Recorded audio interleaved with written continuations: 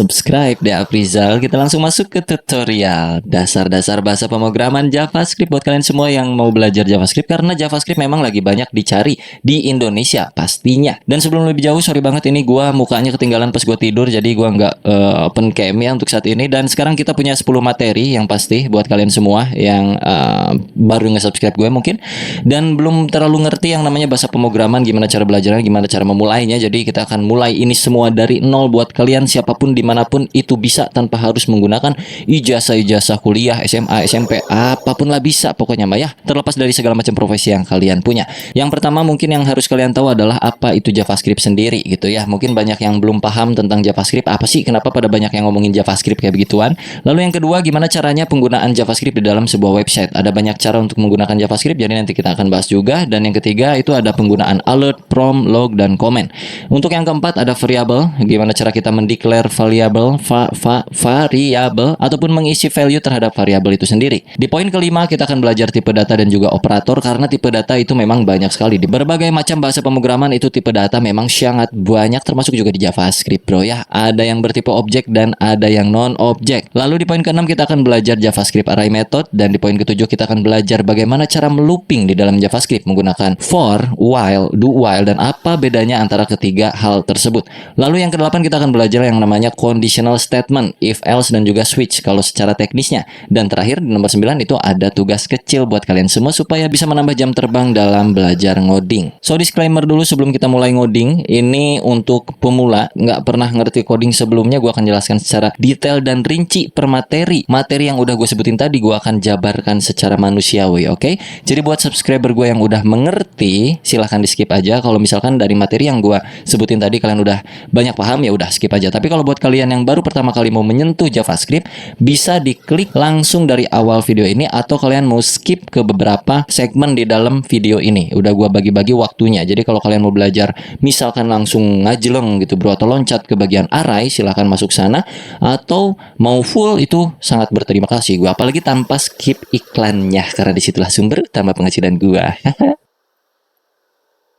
Jadi buat kalian yang belum tahu JavaScript, JavaScript itu bukan sekedar untuk merubah tampilan user interface UI, tapi juga bisa sebagai bahasa pemrograman atau scripting language untuk membuat sebuah game development atau web server, atau bikin aplikasi, APK juga bisa. Terus dia juga bisa, ya pasti bisa bikin website jadi lebih interaktif lagi. Jadi dengan JavaScript itu bisa membuat sebuah elemen HTML menjadi lebih dinamik lagi, lebih interaktif terhadap user. Contohnya misalnya bisa komponennya bergerak, di dalam website kalian bisa melihat animasi-animasi, itu kurang lebih bisa menggunakan JavaScript. Dan JavaScript ini dipakai di perusahaan untuk kebutuhan-kebutuhan tertentu, pastinya banyak banget, mulai dari IoT, terus misalkan machine learning. Dan untuk mempelajarinya sebenarnya di awal itu cukup mudah, tapi nanti ketika kalian udah mulai masuk dan mulai kecanduan sama JavaScript, disitulah titik letak kesulitannya bro ya. Jadi dinikmati aja, gue jamin kalian bakal bisa ngikutin dari nol sampai video ini selesai. Gue jamin siapapun lu itu, asal dicoba aja dan jangan lupa teliti. Baiklah, kita mulai langsung saja ngodingnya dari awal bro. Ya di sini di desktop kalian bisa lihat tidak ada apa-apa. Yang perlu kalian install hanyalah satu biji text editor yang perlu kalian download dulu di Google. Cari saja di Google itu VS Code namanya bro. Download sendiri manual VS Code, download lah pokoknya mah, pilih sesuai dengan sistem operasi yang kalian punya. Kalau kalian punyanya Windows 10 ya download VS Code-nya untuk Windows 10. Kalau Windows 8 ya untuk Windows 8, kalau Windows 7 ya untuk Windows 7 gitu ya. Kenapa VS Code? Ya karena gue seringnya pakai itu, dan gue ngertinya pakai itu, lebih senengnya pakai itu, gue nikmatnya pakai itu, jiwanya ada di situ gitu bro ya. Selama gue project gue selalu pakai itu. Intinya mah ikutin aja pakai itu bro ya, karena enak, asik, adem, ayem. Kalau udah pastikan komputer kalian itu punya browser, nggak mungkin nggak punya, pasti ada Google Chrome atau Microsoft Edge bawaannya Windows atau browser-browser lainnya, karena kita cuma bermain satu text editor, yang kedua browser. Udah itu doang untuk belajar JavaScript. Persiapan lainnya adalah kalian siapin kopi dan juga cemilan, karena nanti ke depan akan ada seleksi alam sepertinya. Kita langsung saja mulai. Di dalam desktop sini gue akan klik kanan, lalu lu coba pilih yang new dan bikinlah satu folder baru di sini. Namakan ya, kalian lihat di sini ada foldernya. Jangan lihat folder gue yang lainnya, karena di sini foldernya banyak folder game anak-anak. Oke, di sini namain aja belajar JavaScript, belajar JavaScript dasar. Gini ya, boleh. Lalu klik 2 kali foldernya. Akan muncul seperti ini, betul? Sama. Nah, kalau kita udah muncul seperti ini bro, lu pergi dulu ke bagian view seperti biasa. Ini setiap tutorial gue selalu ulang-ulang supaya kalian nggak bingung nanti ke depannya. klik tombol view ini, perhatikan di bagian sebelah tengah sini bro, ada yang namanya file name extension. Make sure, pastikan lu centang file name extension ini. Kalau tidak dicentang, lu akan kebingungan dengan nama file JavaScript yang kalian udah bikin nanti ya. Ini kalau gua nggak centang, pokoknya bakal bingung. Mending lu centang aja ini, terus kita klik kanan di area folder sini, new text document, sampai muncul seperti ini. Nah, kalian perhatikan di sini ada titik .txt, yang artinya txt itu adalah extension file name-nya. Kalau gua nggak centang ini, titik .txt tidak akan muncul. Sekarang, rename ini menjadi index titik HTML. TXT-nya hapus aja menjadi seperti ini. Kalau sudah kalian enter dan nanti akan muncul kayak beginian, tinggal di yes aja sampai berubah index.html-nya menjadi logo Chrome atau logo browser bawaan kalian, atau bahkan tidak ada logonya sama sekali. Tidak apa-apa. Kalau udah seperti ini, kalian bisa klik Windows Explorer atau tombol Windows di keyboard kalian sampai muncul seperti ini, lalu ketik VS Code. Muncul VS Code seperti ini, tinggal klik aja. Akan terbuka welcome seperti ini. Welcome ini kalian close aja. Jadi kosongan seperti ini. Buka yang bagian atas Explorer dari VS Code-nya. Di sini disuruh open folder. Maka kita masukkan folder belajar JavaScript dasar. Yang mana foldernya itu ada di desktop kita. Ini. Kita tarik ini ke sini. Sampai ada tanda biru di sebelah kiri. Ini yang sebelah kiri itu namanya workspace kita, tempat kita bekerja, folder-foldernya. Masukin dan akan menjadikan seperti ini. Tinggal kita yes, ini centang, yes. Dan kita buka index.html-nya. Kosong, belum ada apa-apa, gua perbesar dulu ya. Gua zoom in dengan cara Ctrl plus tombol plus. Nah, plus tombol plus, pusing-pusing lu. Sebelah backspace tuh ada tombol plus kalau kalian mau nge-zoom in ya. Kayak gini tuh, minus atau plus sekaligus juga ditekan kontrol di keyboard kalian, dia akan jadi zoom in zoom out. Right? Tahapan pertama kita coba dulu coding JavaScript-nya sedikit dengan cara buka tag HTML yang namanya script. Nih, kalau gua pencet T lalu gua tutup, dia akan tertutup otomatis kalau di VS Code gua, karena gua udah pakai extension. Kalau kalian bingung, jangan dulu pakai itu, biarkan kalian mengetik manual. Ketik aja manual seperti ini adalah syarat supaya kita bisa ngoding JavaScript-nya di dalam sebuah file HTML, yang mana file HTML itu adalah file untuk bisa kita buka di browser. Script-nya di tengah-tengahnya itu enter dulu aja. Di sini kita coba bikin yang namanya alert. Lalu pakai buka tutup seperti itu ya. Kalau udah pakai string, terus kalian string itu apa yang namanya teh? Quotes. Terus di tengahnya kalian coba ketik aja hello world, standar hello world. Lalu kalian save dengan cara Ctrl plus S. Kalau udah buka lagi browsernya, ini kita klik sampai muncul browser seperti ini. Terbuka browsernya dan muncul tulisan hello world di sini. Kalau udah berarti JavaScript-nya berfungsi. Oke, ini gua akan minimize. Sebenarnya JavaScript ini kan terintegrasi di dalam HTML ya. Bisa kita panggil dengan dua cara untuk penggunaan JavaScript. Yang pertama adalah dengan cara JavaScript di dalam sebuah HTML-nya langsung, atau biasa kita sebut internal JavaScript. Atau yang kedua, kita pisahkan file script-nya di file lain selain HTML, atau yang kita sebut external JavaScript. Untuk memulai ini kita hapus aja. Ini cuma permulaan doang. Jadi kita bikin dulu tag HTML seperti biasa. HTML, enter, lalu di dalam HTML selalu ada head, oke. Lalu di sini selalu ada body.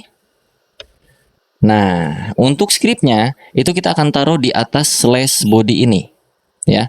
Kita akan pakai internal JavaScript.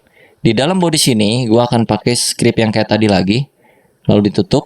Di tengah-tengahnya gua kasih alert lagi, hey, kayak gini. Jangan lupa titik komanya. Untuk di bagian head itu mungkin kita taruh title aja supaya yang penting ada isinya. Title Dea Afrizal atau nama kalian. Kalian cuekin warna yang ada di tampilan gua, biarkan ini extension gua ngaco VS Code-nya ya. Pokoknya kalau warnanya beda biarin aja. Kalian coba save dan reload lagi browsernya. Refresh, tombolnya ada di sini. Muncul hey. Oke, berarti script JavaScript internal kita berfungsi. Karena gua nggak mau internal, gue pengennya eksternal. Jadi kita bikin satu file baru di dalam workspace kita sebelah kiri sini. Create aja di sini, ini new file bro, ya, yang ini, klik. Terus kalian bikin yang namanya, contohnya apa ya? Main.js. Main itu artinya utama, bukan main bermain, bukan, tapi utama. Enter aja. Di dalam sinilah script yang akan kita eksekusi, yang akan kita panggil di dalam HTML. Jadi, script yang tadi di dalam HTML, ini bagian tabnya ya, ini main.js, ini index HTML. Ini kita akan hapus, kita tinggal panggil aja main.js-nya. Cara panggilnya, script, tutup scriptnya. Kalian jangan main di tengah sini, tapi main di sebelah sini. Kalian spasi dulu. src. Nah, kayak begini, pakai quotes. src itu artinya source-nya dari mana nih script nih? Source-nya adalah dari main.js. Jadi kita tinggal ketik aja di sini main.js. Kalau udah di save, supaya tampilan websitenya seenggaknya ada tulisan sesuatu. Jadi kita di sini tulis aja H1 belajar JavaScript dasar. Save. Jangan lupa buka tutup elemennya. Untuk JavaScript-nya seperti ini, dan ini akan memanggil file main.js yang artinya JavaScript yang ada di dalam main.js akan terpanggil otomatis di HTML sini. Jadi kalau gua buka browser, pas gua refresh, dia udah muncul belajar JavaScript dasar, tapi belum ada alertnya. Alertnya nggak perlu kita ketik lagi di sini karena kita udah pakai eksternal JavaScript. Yang mana eksternal JavaScript-nya? Yaitu yang main.js. Ini. Di sini kita coba alert. Hey ho, save. Oke, kalau sudah kita refresh lagi browsernya. Hey ho-nya udah masuk, artinya eksternal JavaScript kita sudah berfungsi. Oke, sekarang kita akan belajar yang namanya alert, prompt, log, ataupun comment. Alert itu kurang lebih yang memunculkan ke bagian halaman browser seperti tadi. Kalau kita refresh, ini alert, itu bawaan dari JavaScript-nya. Terus ada juga yang namanya prompt, ada juga yang namanya log, dan codingan itu bisa juga di comment, yang artinya tidak akan tereksekusi. Kita mulai dulu ya. Ini kalau kita nggak mau pakai, kalian bisa ketik Ctrl tekan plus slash yang ada di sebelah shift keyboard kanan kalian. Jadinya seperti itu. Atau kalau pusing, di sebelum alert sini kalian pencet aja slash slash. Jadinya seperti ini. Kalau kalian save, terus refresh lagi browsernya, alertnya tidak berfungsi. Yang mana artinya slash slash ini adalah sebuah blok komen supaya codingan kalian tidak akan tereksekusi. Tujuannya apa? Tujuannya untuk memberitahu kepada developer lainnya, kepada programmer lainnya kalau bagian codingan ini adalah codingan apa, misalnya kayak gitu kurang lebih. Dan juga bisa dengan cara seperti ini. Slash bintang. Misalnya sini alert lagi, lalala. Lalu di sini bintang-bintang slash. Yang artinya ini sama saja. Kalau kita refresh, tetap tidak berfungsi. Tapi kalau ini kita buka, dia akan muncul lalala ke sini. Nah, lalala. Oh ya, untuk yang bagian quotes itu bisa quotes-nya 1 ataupun quotes-nya 2. Kayak yang tadi. Kalau gua kayaknya pakainya 1 aja ya, lalala. Ini bisa 2 seperti ini ataupun bisa 1. Tapi sekarang kita pakainya 1 aja, nggak usah 2. Untuk alert kurang lebih seperti itu. Jadi semoga kalian paham penggunaan alert itu untuk supaya ada pop-up-nya. Dan yang kedua kita akan pakai yang namanya console log. Console titik log. Misalnya di sini, hey ho lagi. Save. Apa bedanya dengan alert? Si console log ini akan muncul ke halaman yang berbeda, bukan di bagian pop-up. Kalau kalian ini save, jangan lupa Ctrl S ya untuk nge-save ya. Kalau nggak di Ctrl S atau nggak di save itu nggak akan berubah. Jadi pas kalian reload di sini tidak terjadi apa-apa, tidak seperti alert bro. Kalau alert kan muncul pop-up. Kalau console log itu ada di bagian sini, perhatikan. Klik kanan di browser kosongan ini, bagian inspect diklik di paling bawah sini, akan muncul seperti ini ya bro. Sama kan ya? Pergi ke bagian console sini. Lalu hey ho-nya ada di sini. Nah, ini yang dinamakan untuk kebutuhan troubleshooting ke depannya. Biasanya kita kalau kerja itu troubleshootingnya kalau di bagian JavaScript itu via log atau console log seperti ini. Jadi nanti data ataupun apapun yang kita bikin itu biasanya muncul dulu di sini sebelum kita eksekusi untuk munculkan kayak macam fitur-fiturnya ke dalam browser gitu, ke dalam user interface yang bisa dilihat sama orang.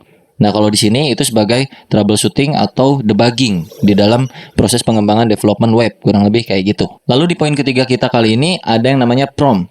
Kalau kalian di sini ketikkan prompt, lalu pakai kurung buka kurung tutup seperti ini, lalu di dalamnya string, masukkan misalnya usia Anda, pakai tanda tanya, save, lalu kalian buka lagi browsernya. Prompt itu artinya akan memunculkan pop-up, tapi sekaligus juga menyuruh usernya untuk mengisikan isian pop-up-nya apa. Ini gua close dulu by the way console log-nya. Kita refresh, akan muncul seperti ini. Masukkan usia Anda, taruhlah di sini 30. Oke. Tidak terjadi apa-apa karena kita belum melakukan apapun terhadap sintaks yang udah kita bikin saat ini, bro. Baru cuman kayak ginian doang ya, pastinya belum ada apa-apanya dong, belum ada interaksinya. Jadi kita masuk ke materi berikutnya yaitu variabel. Ini di bawah sini gue akan bikin yang namanya variabel. Variabel itu kurang lebih sebuah wadah untuk lu menampung sesuatu. Sesuatunya itu apa? Boleh inputan dari user ataupun sebuah nilai tertentu, terserah kalian sesuai yang kalian pengenin gitu, bro.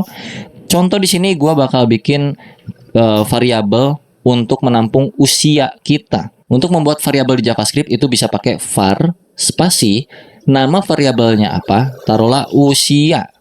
Lalu diikuti dengan sama dengan, setelah sama dengan adalah nilainya. Nilai usianya berapa? Taruh usia gua 30. Oke. Kalau udah kayak gini di save aja. Untuk bagian prompt itu gua akan hapus dulu. Seperti itu. Untuk bagian console log gua akan pindahkan ke bawah. Ini di cut, Ctrl X. Ini di bawah kalian Ctrl V, paste. Oke. Setelah hey ho, kalian tambahkan di sini sedikit. Hey ho, usia kamu adalah spasi. Di sini pakai plus. Masukinlah variabel ini, usia ke sini. Yang artinya, hey ho, usia kamu adalah plus usia. Maksudnya di sini adalah kita akan mencari tahu nilai dari usia itu berapa sih gitu. Makanya dipanggil di console log, usia kamu itu berapa? Yang mana di sini nilai usia adalah 30. Maka nanti ke konsol akan muncul, hey ho, usia kamu adalah 30 gitu. Kita coba ya. Save, terus pergi ke browser, refresh, inspect elemen lagi, terus pergi ke bagian konsol. Kalau nggak muncul, ini ada di bagian sini, konsol. Hey ho, usia kamu adalah 30. Artinya, variabel usia berhasil dibuat, bro. Ini usia udah berfungsi dengan variabel bernilai 30. Nah, untuk bikin variabel itu ada banyak cara. Yang pertama bisa pakai var untuk menampung variabelnya, atau menggunakan cons untuk menampung variabel juga sama. Con X misalnya sama dengan 1. Dan juga ada let. Let Y sama dengan 2. Misalnya kayak gitu. Perbedaannya adalah kalau cons itu nilai ini nggak bisa diubah-ubah sama sekali. Kalau let itu sama kayak var. Let itu nilainya bisa berubah. Cons itu kayak konstanta. Kalau let itu kayak biarinlah. Ya kan, bahasa Indonesianya let tuh biarinlah. Mau diubah juga bebas. Kita kasih contoh, bro. Ini gua hapus lagi semua. Kita coba pakai cons sama dengan cons usia sama dengan 30. Kita save, kita refresh lagi browsernya. Masih sama hasilnya. Lalu kalau misalkan kita assign lagi nilai baru terhadap variabel ini, yang mana variabel itu bisa ditimpah nilainya. Ini nilai awalnya adalah 30, terus kita timpah usia sama dengan 35. Save. Ini akan terjadi error karena usia sudah fix nilainya, bro. Dengan variabel bertipe konstanta ini, 30-nya tuh udah fix, nggak bisa diubah-ubah. Jadi ketika kita mau kasih tahu bahwa di baris keempat itu usia harus diubah menjadi 35, yang tadinya 30, itu nggak akan bisa. Kalau kita save, terus kita reload lagi browsernya, maka akan terjadi error seperti ini. Assignment to constant variable. Itu nggak bisa, karena variabelnya bertipe konstan, kurang lebih kayak gitu. Tapi kalau kita ganti consnya jadi let, alias biarkanlah usia itu awalnya 30, sisanya serah lu. Mau ganti usianya jadi 35, berapapun itu serah. Kalau kita save, terus kita reload, maka usia kamu adalah 35. Loh bang, 30-nya kemana? Aturannya begini, bro, karena ini interpreted ya, bro, disebutnya tuh interpreted. Artinya dia akan mengeksekusi satu persatu kode dari atas ke bawah. Pertama, kode ini akan dieksekusi nih, let usia sama dengan 30. Lalu yang kedua, usia, variabel usia itu diganti nilainya jadi 35. Dan di sini console log usia, yang mana usianya adalah nilai usia terakhir itu berapa akan kita munculkan di sini. Yang terakhir kan 35. Karena dia ada di baris keempat, sedangkan let usia 30 itu ada di baris ketiga. Jadi nilai terakhir dari variabel usia adalah 35, sehingga muncul ke bagian konsol itu juga 35. Bagaimana tentang variabel? Cukup mudah bukan? Lalu, kalau udah kayak gini, kita coba combine semuanya. Misalkan, ini kita nggak mau pakai console log, atau biarinlah console lognya di sini, terus kita tambahin lagi di bawah, itu bisa. Pakai misalnya alert usia. Save. Jadi pas kita refresh browsernya, 35. Oke? Kalau di konsol itu tetap hey ho usia kamu adalah 35. Nah, kalau pengen misalkan kayak yang di konsol ada tulisannya sama aja. Di sini lu kasih kayak begini, tambahin plus juga. Di sininya lu kasih aja kayak macam usia kamu adalah save, reload lagi. Usia kamu adalah 35. Betul? Kalau pengen kita combine lagi dengan yang namanya prom, jadinya seperti ini. Kita hapus semua ini. Oke. Kita bikin sebuah variabel untuk menampung prom. Ini agak bermain logik dikit buat kalian yang baru pertama kali mulai bahasa pemrograman. Tadi udah gue ajarin basicnya, sekarang kita bermain pola pikirnya.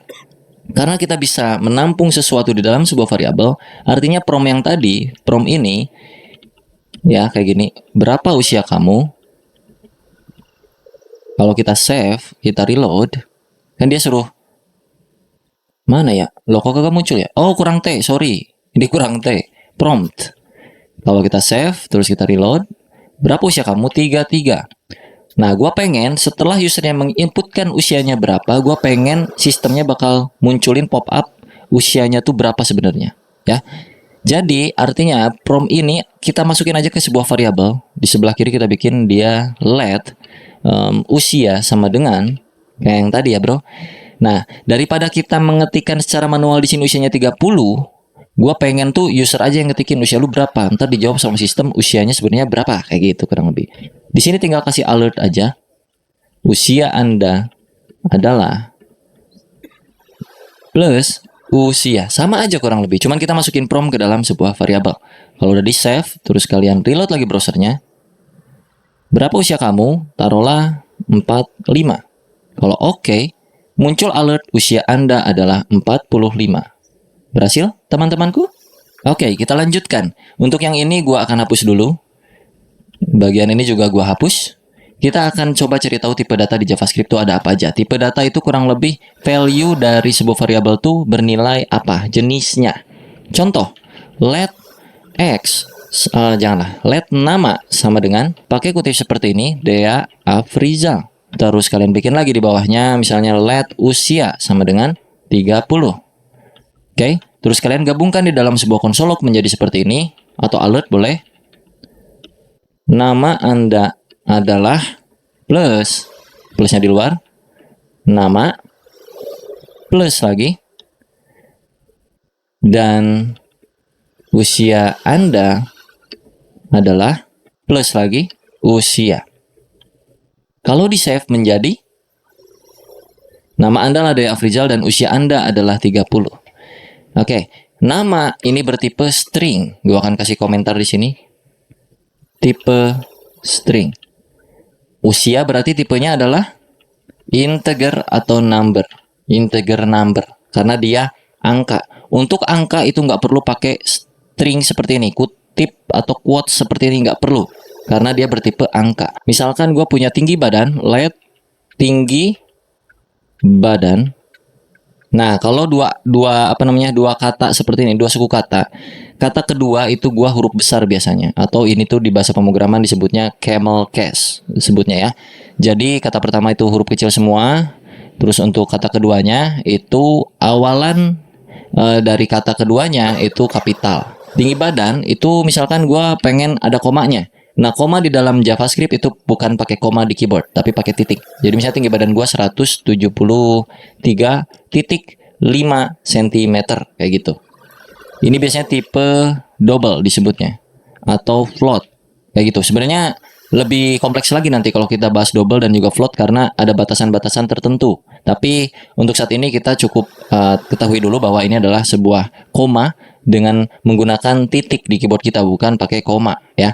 Jadi ini bersifat number sebenarnya, tapi numbernya tuh bukan bilangan yang tanpa koma, tapi ini bilangannya ada komanya. Jadi biasanya itu disebutnya double atau float, kurang lebih kayak gitu. Lalu berikutnya tipe datanya ada kosong aja. Jadi misalnya let berat badan, udah nggak pakai sama dengan, nggak pakai apa. Ini artinya belum ada nilai, atau ini apa namanya ya, cuman dibikin dulu variabelnya dan nanti variabelnya akan diisi kapan-kapan kayak gitu. Nanti akan kita contohkan pengisiannya seperti apa. Jadi biarkanlah seperti ini.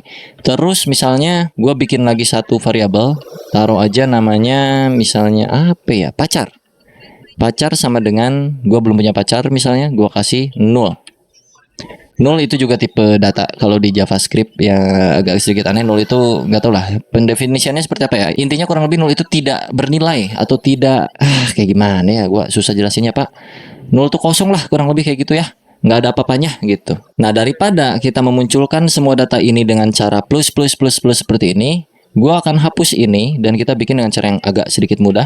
Alert, buka, kalian pakai backtick di sebelah keyboard kalian, di sebelah angka 1 keyboard kalian. Jadi sebelah kiri angka 1 di keyboard tuh ada yang namanya backtick seperti ini. Nah, kita akan masukkan satu persatu. Misalnya nama saya pakai $, pakai kurawal seperti ini. Masukin variabelnya. Nama saya adalah nama, ya kan? Nama saya nama, yang mana nama adalah Deafriza. Lalu di sini misalkan usia saya itu $30. Artinya usia saya itu kok 30, sorry, usia. Usia saya itu usia, yang mana usia nilainya adalah 30. Lalu di sini tinggi badan saya adalah $, apa isinya berarti? Tinggi badan. Huruf besar kecil itu sangat berpengaruh, spasi juga sangat berpengaruh, titik koma dan segala macamnya, jadi hati-hati ya. Nah, di dalam ngoding itu sangat sensitif ya, antara spasi, salah kutip dikit, salah huruf dikit itu sangat berpengaruh. Ini pemanggilan harus sama persis seperti apa yang ada di atas ini, jadi nggak boleh beda, oke? Lalu terakhir itu yang berat badan dan juga pacar ya. Misalkan di sini berat badan saya, berat badan, dan pacar saya pacar. Kalau kita save Ctrl S, nah jadi kan kayak gini ya. Ini kalian bisa enter sebenarnya bebas. Jadi intinya di dalam kurung ini ada backtick dan isian dari apa yang mau kita munculkan ke browser. Kalau kita refresh browsernya, ini gua close by the way.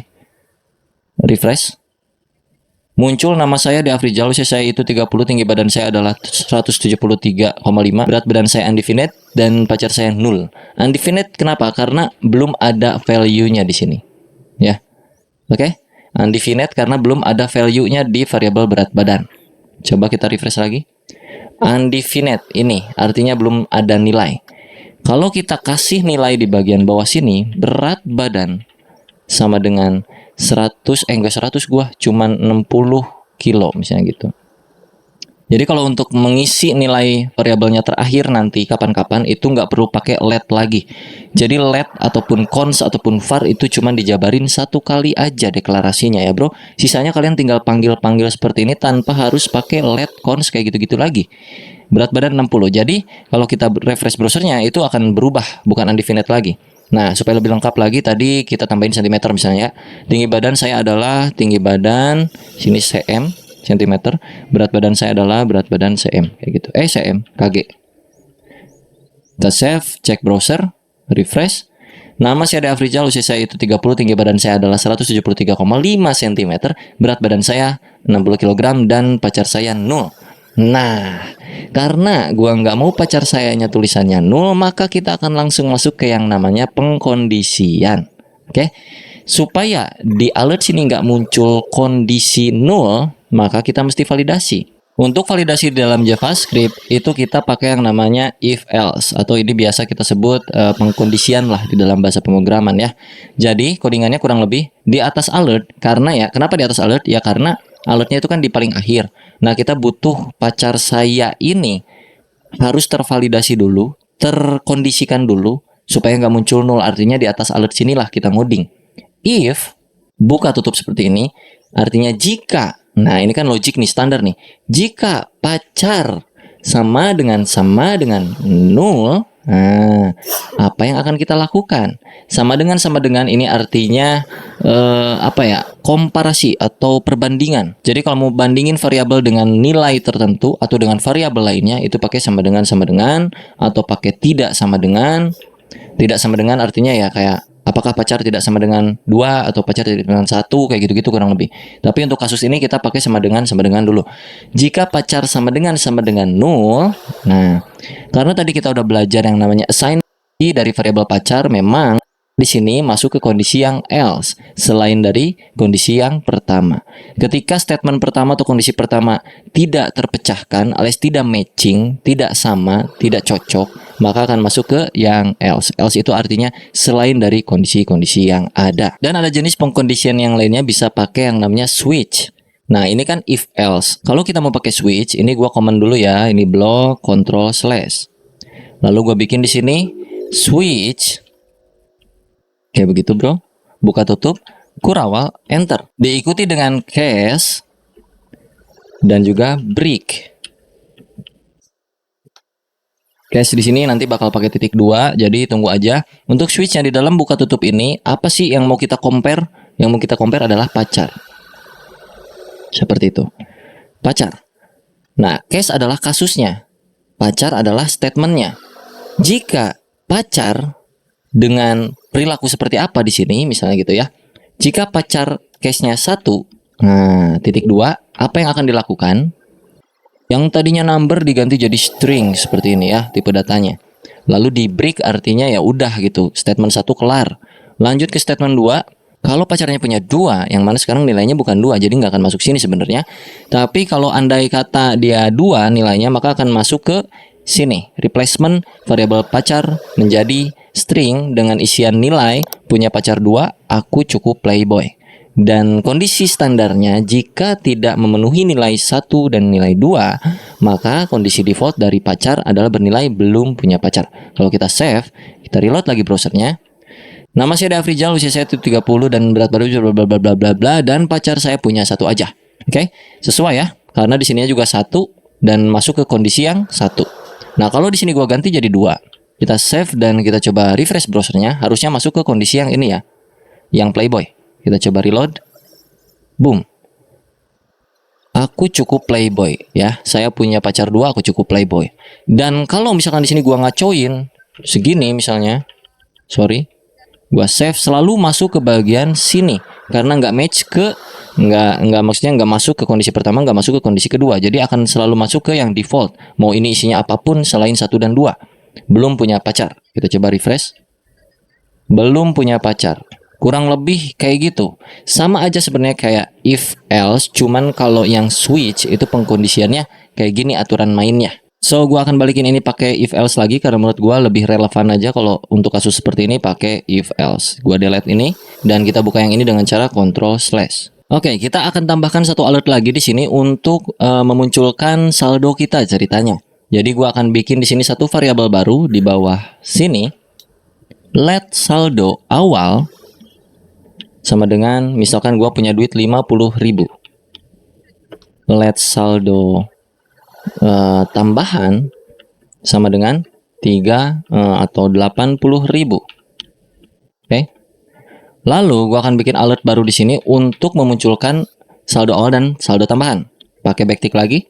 Saldo awal saya sebesar, pakai dolar kurung kurawal saldo awal, dan saldo tambahan yang akan saya miliki sebesar dolar kurung kurawal saldo tambahan. Save dulu. Jadi kita punya 2 alert, dan kalau udah di save kita cek lagi browser. Alert pertama itu akan muncul duluan seperti yang tadi. Lalu pas di OK akan muncul alert kedua. Saldo awal saya sebesar 50.000 dan saldo tambahan saya yang akan saya miliki sebesar 80.000. Kalau kita OK berakhir. Nah, kita tambahin dulu RP di sini biar agak enak ya. RP titik dan juga RP titik sebelah sini biar lebih relevan. Refresh. Oke. Saldo awal saya sebesar 50.000 dan juga saldo tambahan sebesar 80.000. Gua pengen di sini kita tambahkan. Jadi total saldo yang saya miliki adalah sebanyak, nah, sebanyak titik-titik gitu ya. Titik-titiknya gimana caranya? Kita akan bermain yang namanya operator di sini, bro. Untuk tahu berapa totalnya berarti kan tinggal ditambahin aja. Nah, cara menambahkannya kita bikin dulu satu variabel penampung nilai akhir dari saldo kita. Kita akan pakai cons di sini. Nilai saldo akhir sama dengan saldo awal ditambah saldo tambahan. Artinya, variabel saldo akhir adalah sebuah rumus. Rumusnya adalah saldo awal ditambah saldo akhir, kayak Microsoft Excel, bro. Kurang lebih kayak gitu. Kalau di save, jadi di sini sebanyaknya adalah sebanyak rp titik panggil kurung kurawal saldo akhir. Kalau udah di save, kita cek lagi ya ke browser, refresh. Oke, dan saldo akhir yang saya miliki adalah sebanyak Rp130.000. Sudah sesuai. Apakah kalian berhasil? Oke, kita akan lanjutkan lagi. Misalkan di sini kalian punya hutang, jadi kita akan bermain yang namanya operator ya kan, plus minus kali bagi, kayak gitu-gitulah standar. Sebenarnya kalau di codingan untuk level yang saat ini nggak begitu rumit. Jadi taruhlah di sini kalian punya hutang, cons hutang sama dengan kalian punya hutang ya 30.000 dah. 30.000. Artinya saldo akhir itu apa? Saldo awal ditambah saldo tambahan dikurangin hutang. Betul? Kurangin hutang. Jadi mestinya 5 plus 8 kan 13 nih. Dikurangin 30.000. Jadinya 10.000. Harusnya 100.000 terakhir ya kan. Kita coba reload lagi browsernya. Reload yang kedua. Nih. Jadi saldo yang saya miliki adalah sebanyak Rp100.000 karena ada hutangnya. Kalau misalkan pengen kali-kalian ya udahlah kalian bikin lagi aja di sini misalnya cons X sama dengan 3, cons Y sama dengan 5, cons Z sama dengan X dikali Y, misalkan kayak gitu. Untuk memunculkan Z-nya berarti tinggal di sini alert Z. Atau kalau pengen lebih bagus lagi ya kayak pakai backtick lagi tadi gitu, bro. Misalkan nilai X sama dengan X dan nilai Y sama dengan Y, maka hasilnya adalah Z ya. Nilai X sama dengan X dikali nilai Y sama dengan Y, maka hasilnya adalah Z. Kalau kita save, alert pertama itu akan muncul yang ini, sisanya sama aja kayak tadi. Pas kita reload, nilai X sama dengan 3 dikali nilai Y sama dengan 5, maka hasil akhirnya adalah 15. Kalau dibagi, ini kita bagi, misalnya X dibagi Y. Taruhlah X-nya 9, Y-nya 3. Jadi kalau kita save, otomatis ini ganti dulu nih. Tadinya kali, jadi dibagi. Nilai X dibagi nilai Y, maka hasilnya adalah, kita refresh. Nilai X sama dengan 9 dibagi nilai Y sama dengan 3, maka hasil akhirnya adalah 3.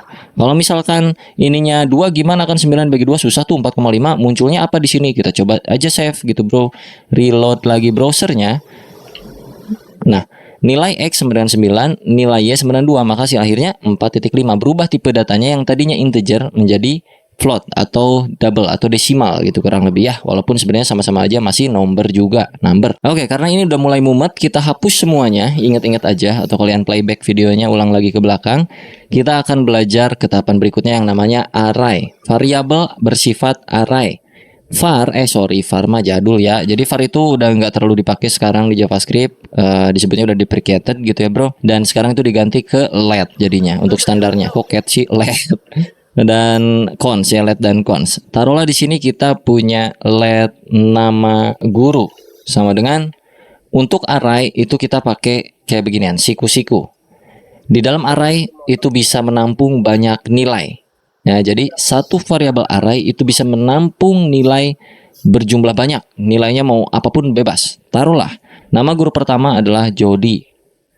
Ya, pakai quotes dulu seperti biasa. Di dalam siku ya, setelah quotes itu pakai koma, artinya ini adalah nilai kedua dari variabel nama guru.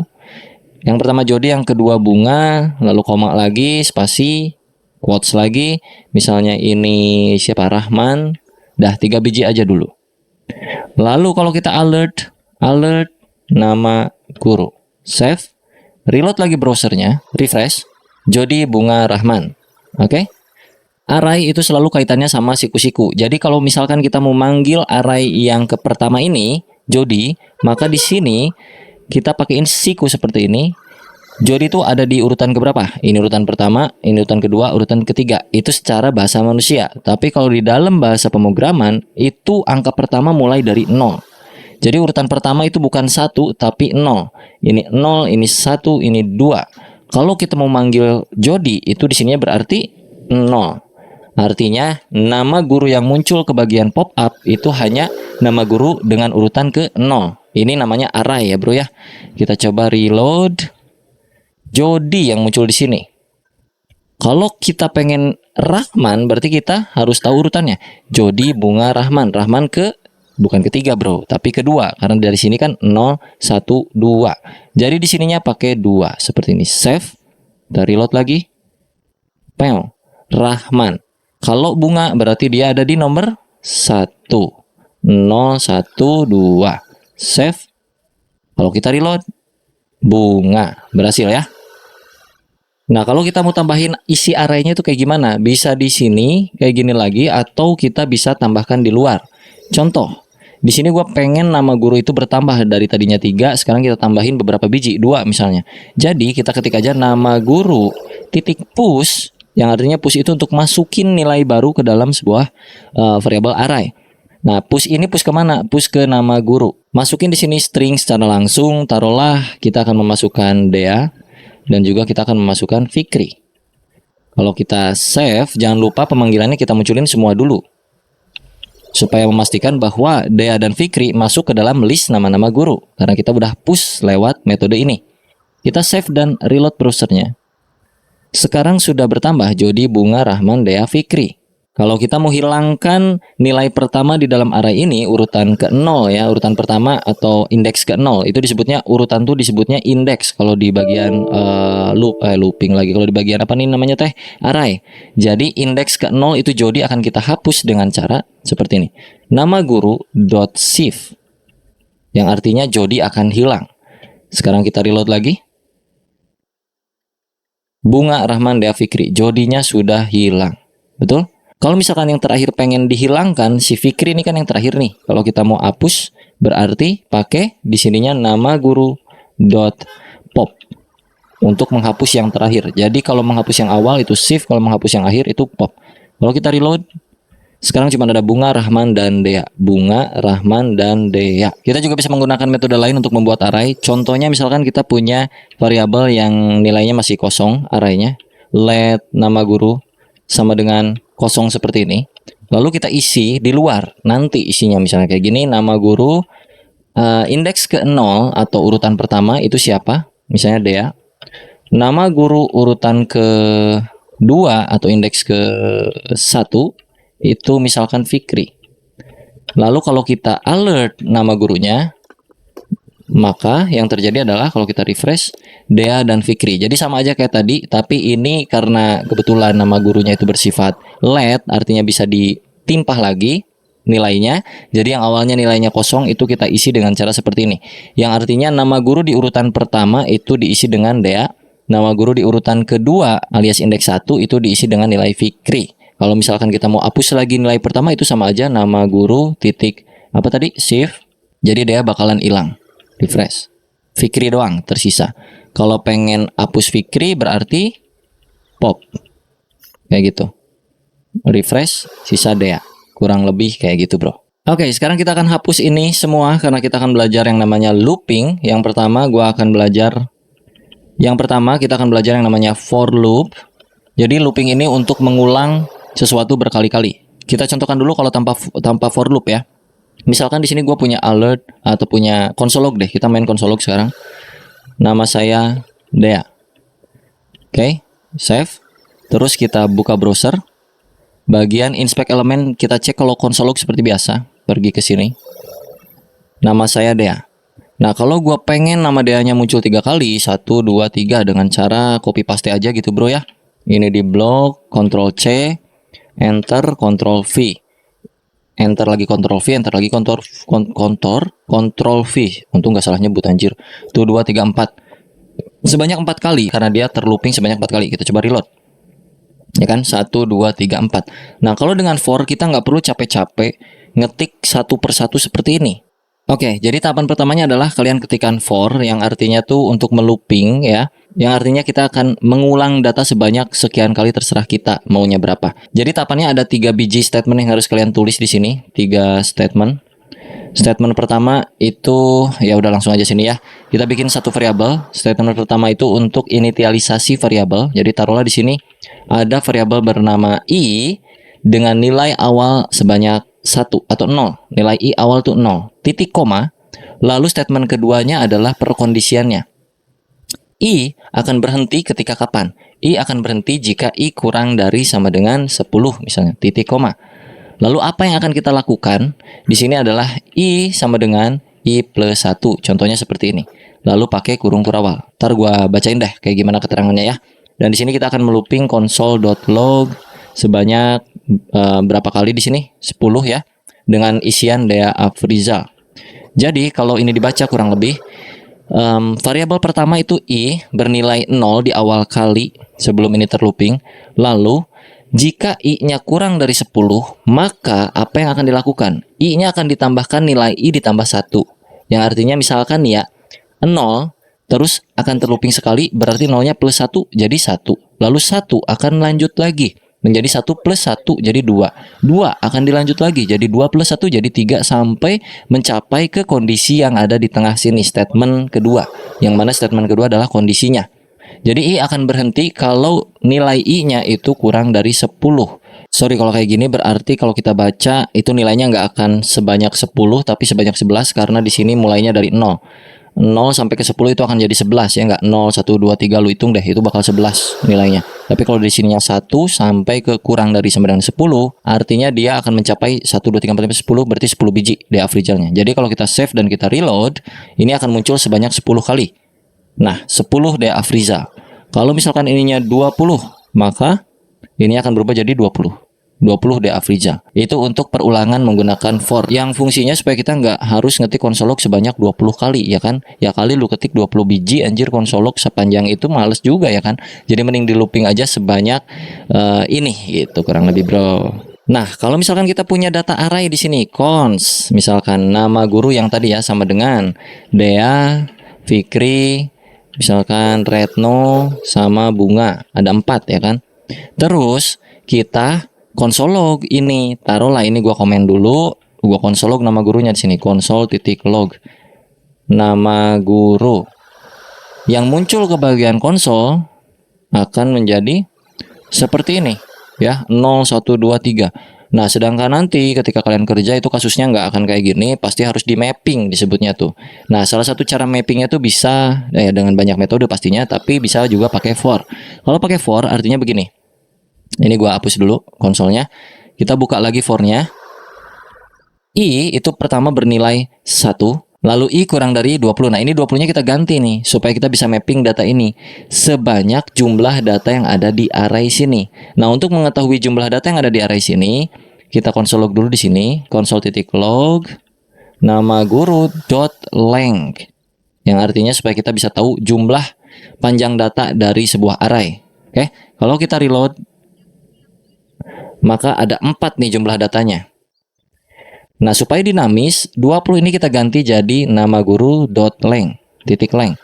Nama guru titik length. Kayak gitu. I sama dengan I plus 1 atau kita bisa ganti dengan cara I plus plus. I plus plus itu artinya I sama dengan I plus 1. Penulisan di sebuah codingan ya, biar lebih sederhana pakai I plus plus. Untuk bagian console log kita bisa hapus aja. Nah, lalu kita console log di sini nama gurunya. Ini hapus isiannya. Nama guru dalam kurung alias siku-siku gitu karena kita mau memapping datanya sebanyak i. Ya, sesuai dengan apa yang ada di dalam sini. Kalau kita reload maka Fikri, Retno, Bunga, undefined. Undefined itu siapa? Dea. Kenapa? Karena mulainya dari 1 bukan dari 0. Jadi kita mulai dari 0. Kalau kita reload maka Dea, Fikri, Retno, Bunga. Ini undefined apa? Karena kita pakai sama dengan di sini. Jangan pakai sama dengan. Reload. Dea, Fikri, Retno, Bunga, aman muncul di sini. Kalau dibaca kurang lebih kayak begini, Bro.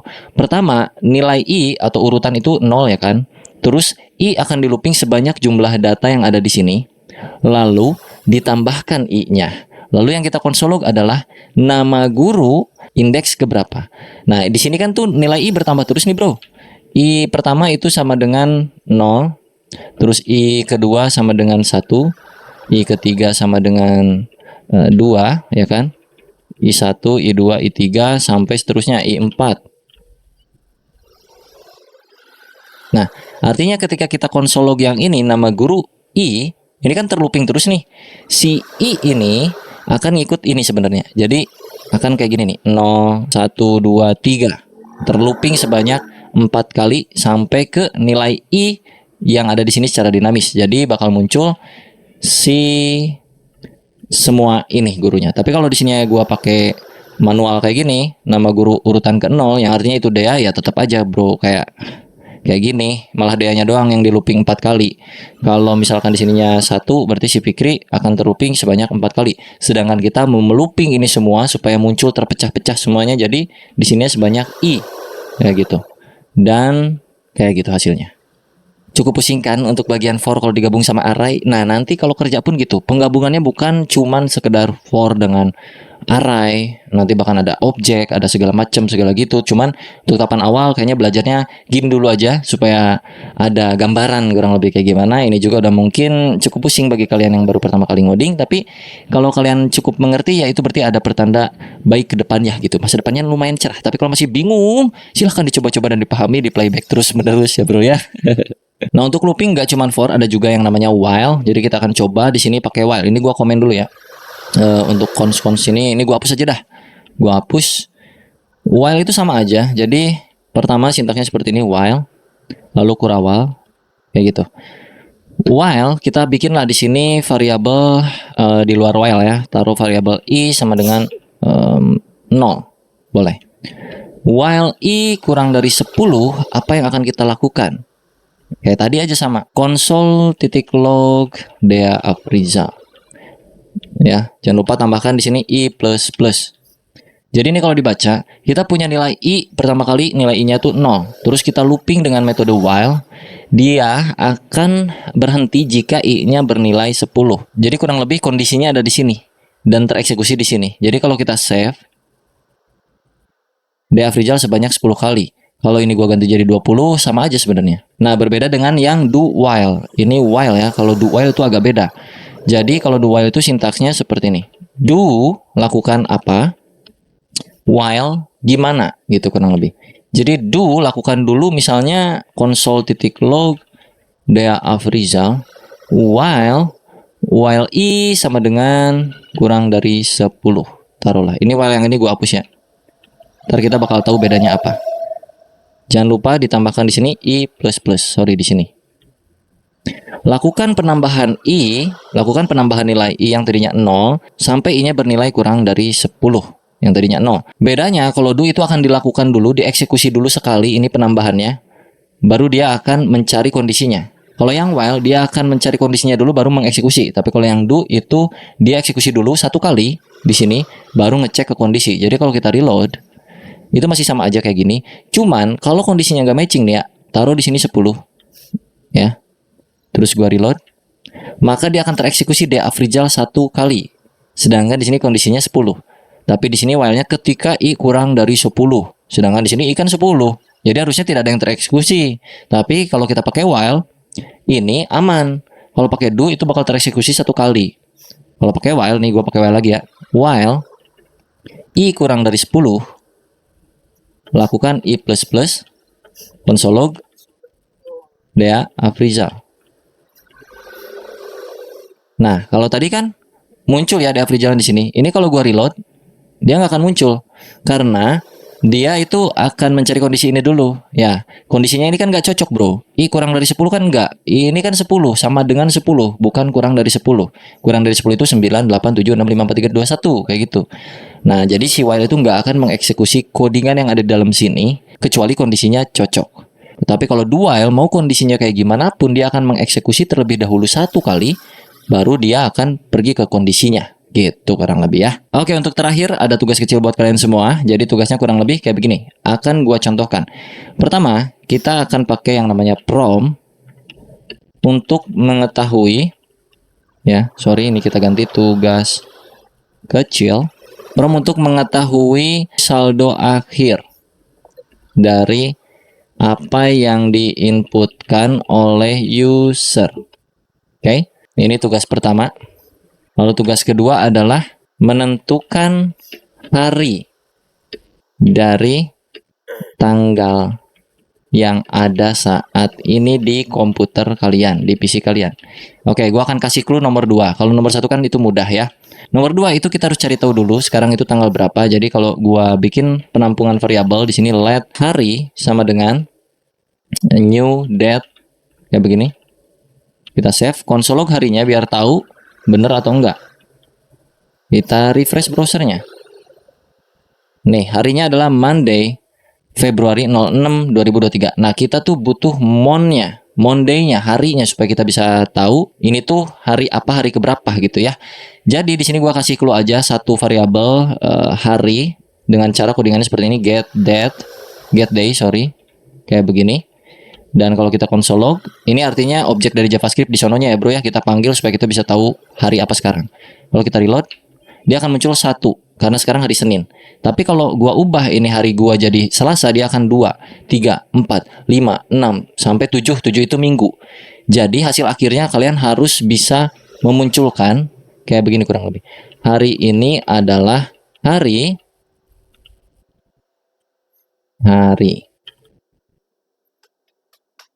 ini adalah hari 1. Nah, satunya ini ganti jadi Senin. Ya, kalau 2 berarti jadi Selasa. Kalau 3 jadi Rabu kayak gitu-gitu. Ini mau console log, mau alert juga boleh. Terserah kalian. Tugasnya kurang lebih itu aja untuk kalian. Silahkan diulik semuanya.